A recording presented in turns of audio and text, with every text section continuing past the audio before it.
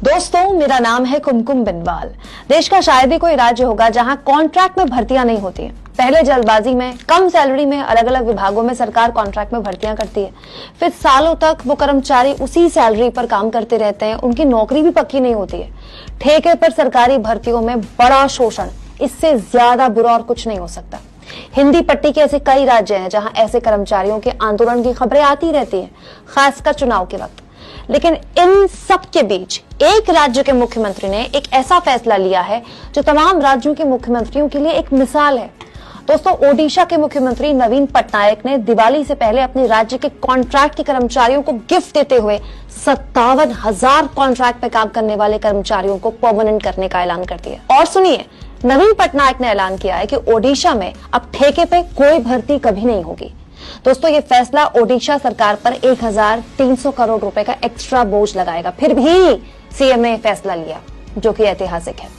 नवीन पटनायक दोस्तों देश के उन कुछ चुनिंदा मुख्यमंत्रियों में से हैं जिनके ना तो आपने कभी अखबारों में बड़े बड़े एड्स देखे होंगे, ना ही टीवी में उनके लंबे चौड़े भाषण आपने देखे होंगे, क्योंकि वो विज्ञापनों पे पैसा नहीं खर्च करते।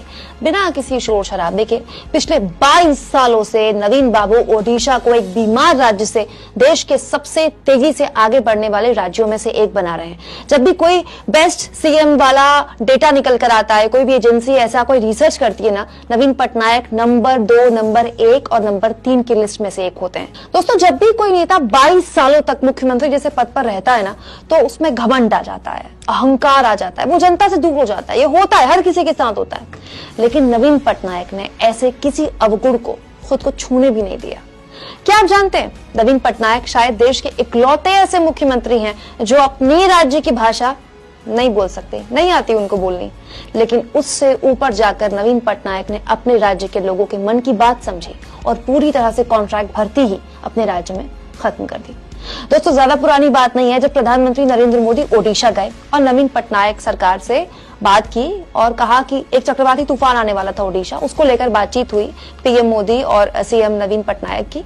और पीएम मोदी ने कहा कि केंद्र सरकार आपको 500 करोड़ रुपए की मदद देती है। पीएम ने ऐलान किया और अगर आपको जरूरत होगी तो हम आपको और मदद देंगे।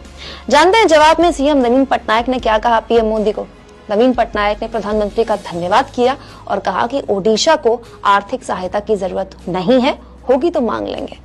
दोस्तों, अपने राज्य में कॉन्ट्रैक्ट पर काम करने वाले कर्मचारियों को जितना पैसा खर्च करके नवीन पटनायक ने नियमित